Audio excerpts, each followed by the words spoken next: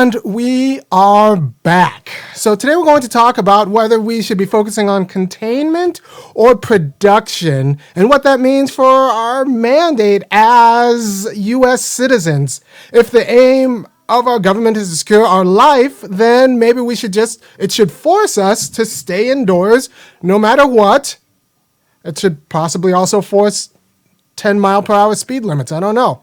But if the aim is to secure our, liberty and pursuit of happiness, things might get more complicated as we balance all of these contradictory mandates. So how do you govern in the time of the coronavirus? And the good news is I have for you today a real live congressional candidate who is tasked with actually deciding these issues. Or who's seeking your approval to be tasked with officially deciding these issues. He has opinions as a citizen, and as a citizen, and candidate, he's going to share them with us right now.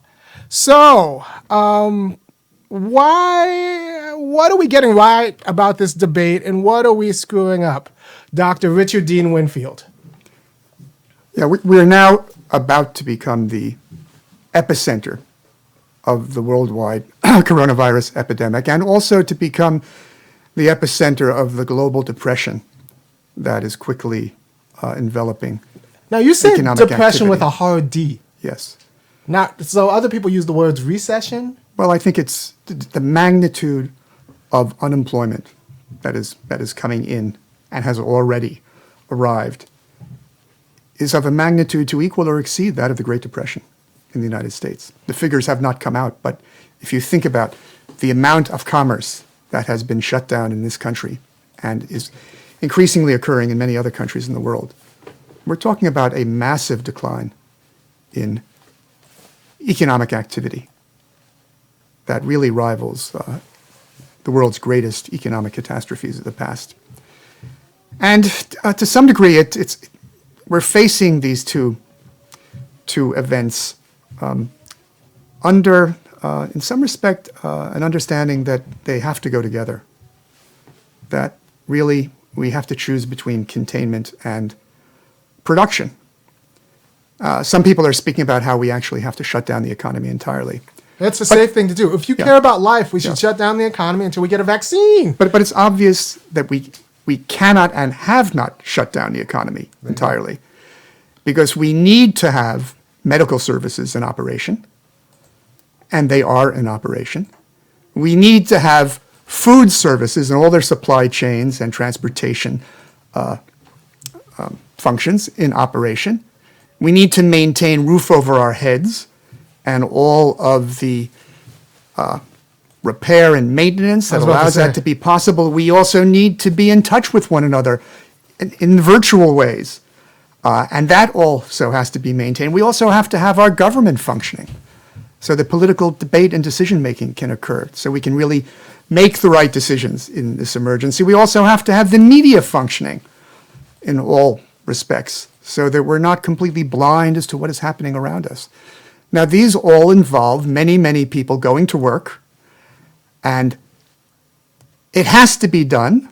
I think there's no question that these occupations have to continue, and they can continue in a way that is safe. I'm not saying that they are being performed in ways that are as safe as they should.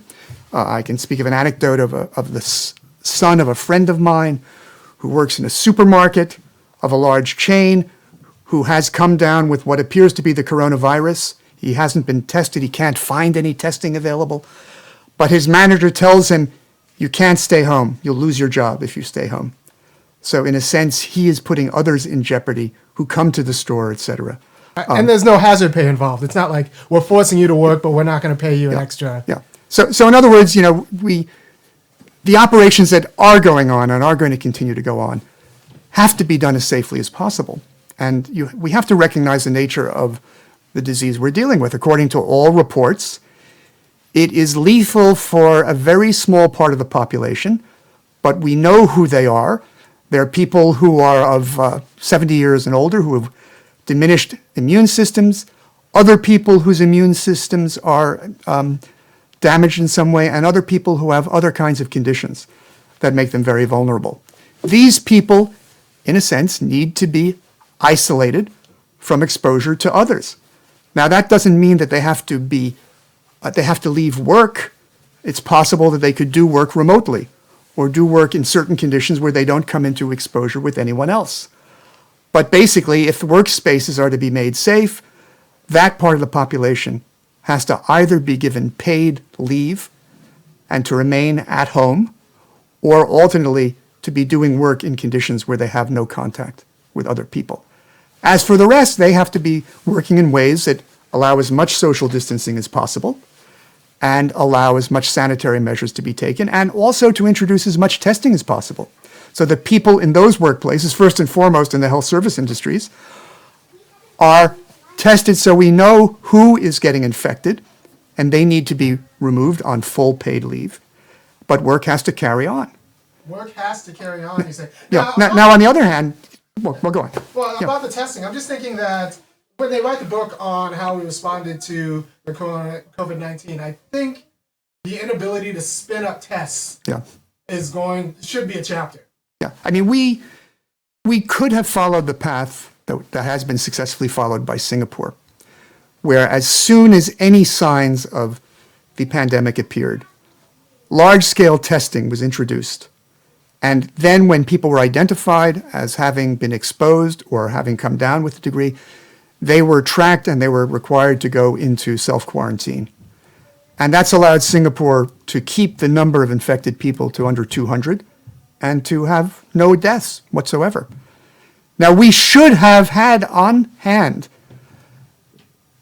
stockpiles of all the equipment and testing equipment one would need for a pandemic, or alternately have ready to go production capacities to produce what we need in short order. Now, we are a nation that can do that better than any other. We have the largest internal market. We have no shortage of the kind of technological expertise we need. Not every country can do that. So if we really want to think globally, and we need to think globally, international organizations should have set up, or now must set up for the future, a worldwide stockpile of the kind of supplies and protective equipment that are needed, and the commitment to distribute them to places that are needed, and to mobilize the production facilities that can increase the supply. All of that needs to be done on an international scale through the United Nations, the World Health Organization, because if we don't do it, even if we can provide for ourselves, we are going to find ourselves vulnerable to the spread of the disease from other countries. So you don't have a problem with the supply chains for medical supplies being outsourced to China and having a complicated... Well, it is a problem because China came down first with the disease. They had to make use of the sources they had to contain it, which they seem to have done successfully. On the other hand, we were not counting on having a guaranteed supply from China, not recognizing what could have happened, although one should have recognized, look, the magnitude of China's population, the degree of its spread, and the fact that no one, including in China, had sufficient reserves, even if they had the productive capacity of 80% of the world's manufacturing of all of these items. Well, but I think we need to be prepared. That can involve stockpiling enough items which could be produced elsewhere, alternately having our own production facilities, alternately having a world supply that is provided by international organizations on hand so that every nation can get what it needs. Because we cannot shut ourselves off from the rest of the world. We've seen that doesn't work. We've seen that we have been unable to halt the spread simply by curtailing flights and entry from China, for example. It has made its way everywhere in the world.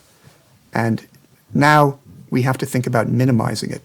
I guess everywhere you can buy a Coca-Cola, you can get coronavirus. Exactly. Is the case. And clearly, we do have to give people the money to be able to survive in the interim as we go into a severe social isolation. But on the other hand, it's clear that this can not go on indefinitely. First of all, the money will not have enough things to buy unless we ensure that production somehow continues to some degree and recovers more and more. Also, that money is going to fall in value because we're going to have more money entering the economy with less and less to buy with it. And that can ultimately be a recipe for the hyperinflation that struck Weimar Germany and Zimbabwe. So we have to think of how we can manage not only to sustain the spheres of the economy that we need to contain the pandemic itself. And I'm talking about the economic activity which allows us to be provided with the necessities of life and medical care. That has to be maintained, needless to say. That is a part of the economy. That means millions of people are going to work. Their workplaces have to be organized to be as safe as possible, and we have to ensure that those who are most vulnerable are not put into any jeopardy. That means if they are employees, either they should be given the facilities to work remotely or to work in conditions where they have minimal contact with anyone else who could be contagious, or alternately be given paid leave for as long as we need. But then we have to think about what would be involved in bringing back economic activity in a way that is safe. And that also means that, every workplace needs to come up with a plan of how it can bring back its activity in a way that is safe, how it can have social distancing at work, so no employees are nearer to one another than 6 feet. This can be done by having multiple shifts, by having as many people work remotely as possible. That, of course, requires that people have broadband, and we need to have to extend broadband to everyone and recognize that this is a fundamental social right. And in every workplace, we have to think about those who are most vulnerable and provide them with paid leave as long as this condition goes on. And we have to recognize that those who are not among the vulnerable are in all likelihood not going to get seriously ill. 80% who are going to come down with the coronavirus are not going to need hospitalization. It will be like a flu or something of that sort. Another 20% may need hospitalization. Only maybe 1.5 of those are going to die from the disease. Now I say only that can be a vast number, but we have to keep in perspective that it is not impossible to have work come back under relatively safe conditions while we maintain as much social distancing as possible. And there's another side to it, which is that the spread of the coronavirus, which is happening and is going to happen whether we like it or not, it's already happening.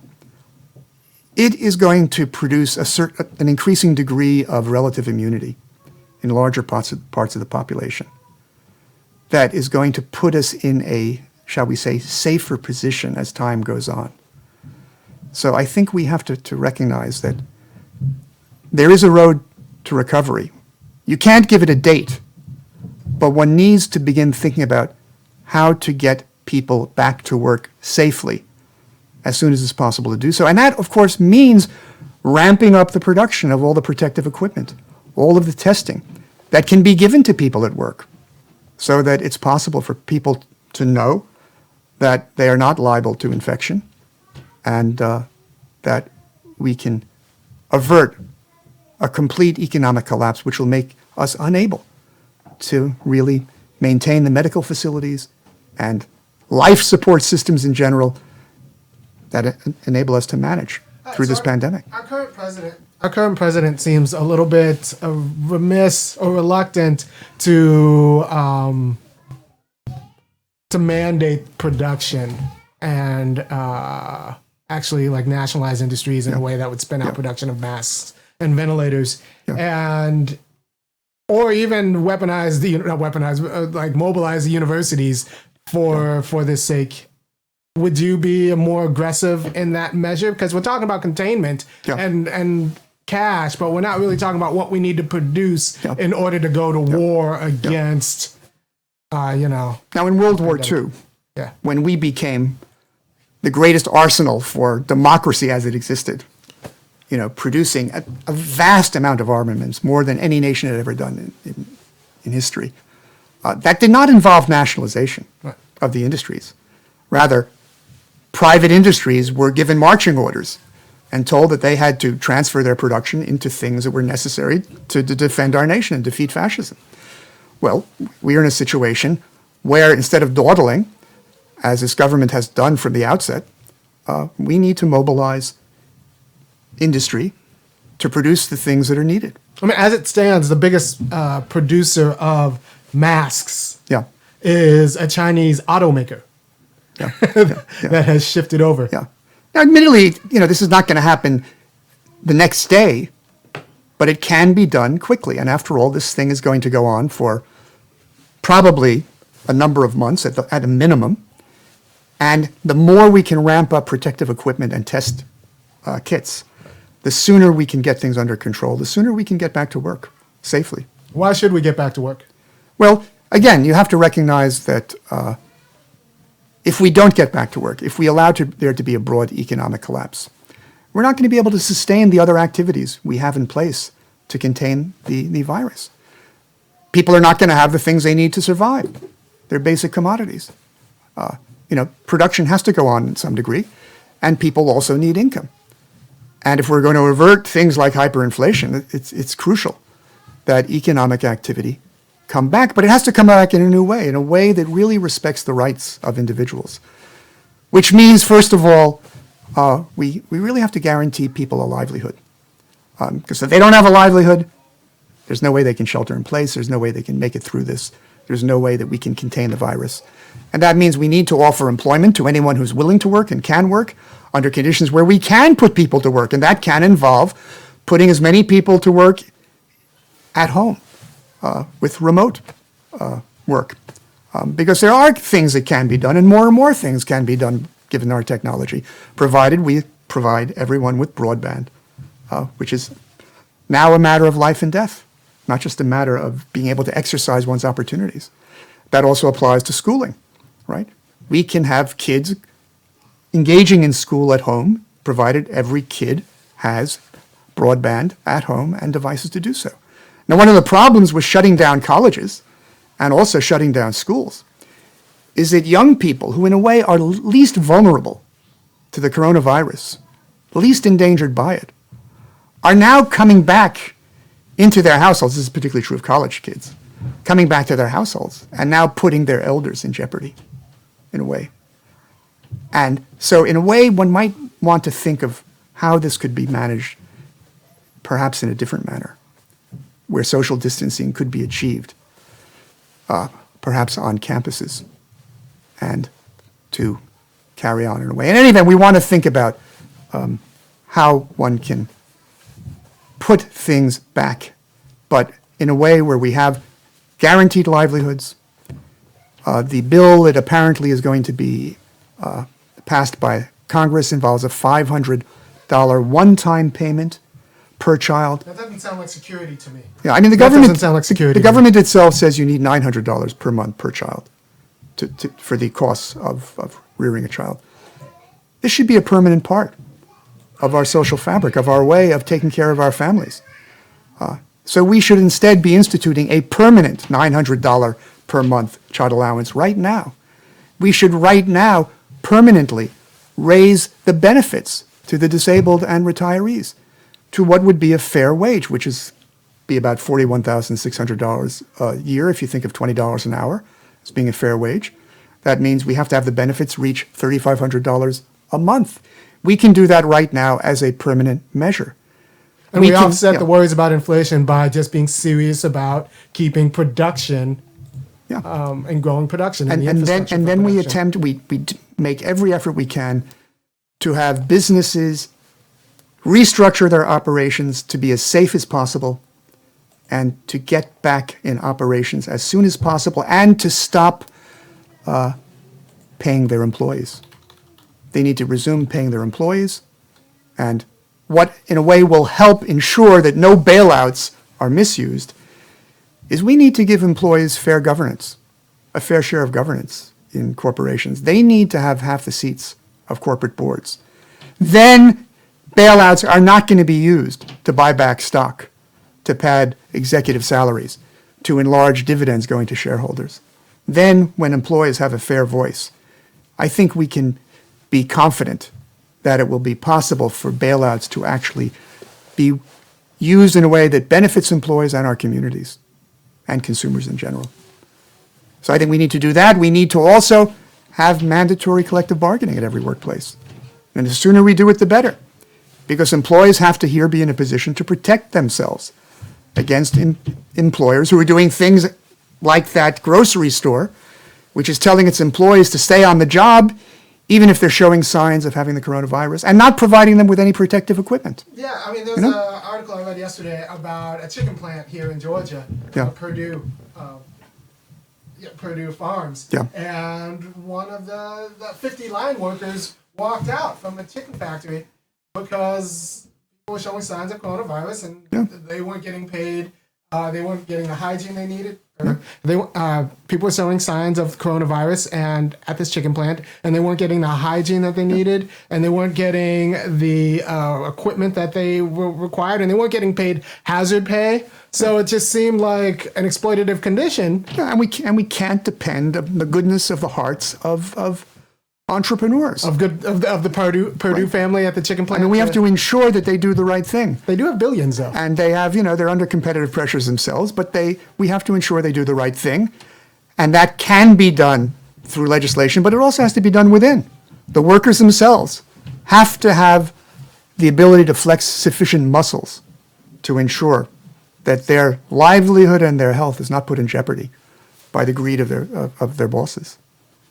And that is something that has to be done now, right now, as soon as possible, for the sake of all of us. And because we're putting the health of the entire community at risk.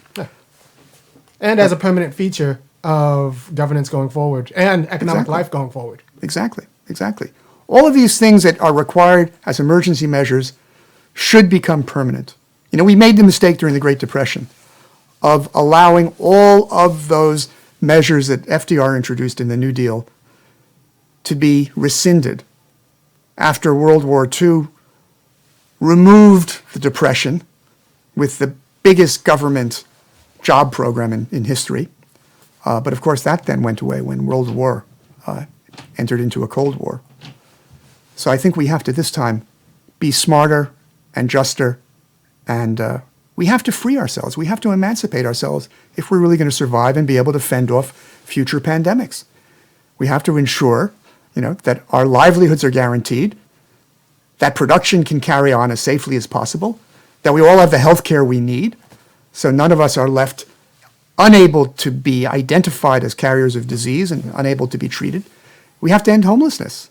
FEMA should be immediately providing housing, with kitchens so that people can make food for themselves for every single homeless person. Because if people can't shelter at home, they are a risk both to themselves and to everyone else. And these are measures that should be taken as part of a permanent abolition of homelessness and a permanent respect for the right to decent housing. And that carries with it, we need right now, as has been spoken of, have a moratorium on any evictions, foreclosures, or utility turnoffs. But we should have to make this permanent. And if we ensure that everyone has a livelihood, either through jobs for those who can work or for equivalent replacement income for those who cannot, then we can always reschedule the payments of mortgages, of rents, of utility bills, and not only will the customers be able to live in dignity, but the enterprises that supply these services will not go under. And I think these are crucial measures that need to be thought of as permanent measures for the fulfillment of rights, because rights have no expiration date. Rights apply universally and forever. And that's why when we recognize and fulfill these rights to livelihood, to health care, to education at all levels, to housing, and to legal representation, we are doing something which completely obliterates the hold of past history upon our opportunities, because it ensures that no matter what has happened to us and our ancestors in the past, we are going to have the opportunity to flex our different sorts of freedom, because we are going to guarantee that the resources we need are available no matter what wealth you have, no matter what happens to have been the level of education of your family, etc. And that's something that we can do now in this perfect storm as a matter of survival and as a matter of liberation. So we're not really facing, it's false to say that we're facing a choice between containing the pandemic and economic survival. We can and have to do both. And that doesn't mean that we don't have sheltering in place as much as possible. Contain the effects of the pandemic through economic production. Yes, and we have to bring it back as safely as possible, as soon as we can. And, you know, if we talk about a kind of sheltering in place of those who do not have to work for the sake of maintaining any kind of containment whatsoever, you know, several weeks of that could be sufficient to indicate that individuals have not come down with the coronavirus, and indicate those who have, and put us in a position to begin tracking everything and really testing properly, and then be in a position where we can operate as China is beginning to operate, as Singapore has been operating from the beginning, and in that way forge a really new birth of our freedom, and do so in a way that will make us more prepared than ever to face any recurrence of the coronavirus, as well as the emergence of any new pandemic. Very good. Thank you for your time, Dr. Winfield. If you like anything that he's saying, he is running for U.S. Senate here in Georgia, and you should go check him out. Just put in Winfield in your Google, Winfield for Senate, and give him a little bit of money or check out some of his other work. You know, he's thought through the institution. So Dr. Winfield is running for Senate in Georgia, and he's thought through these institutions of freedom in ways that I don't think most people have, but most people should. So if you like anything he says, go ahead and put his name into Google. Check out his issues on his webpage. I find him to be a wonderful kind of guiding light in American politics, and I'm just grateful that he was taking the time to make his case to the American people on my channel here. So thank you, and we'll see more of you around. Okay, thank you.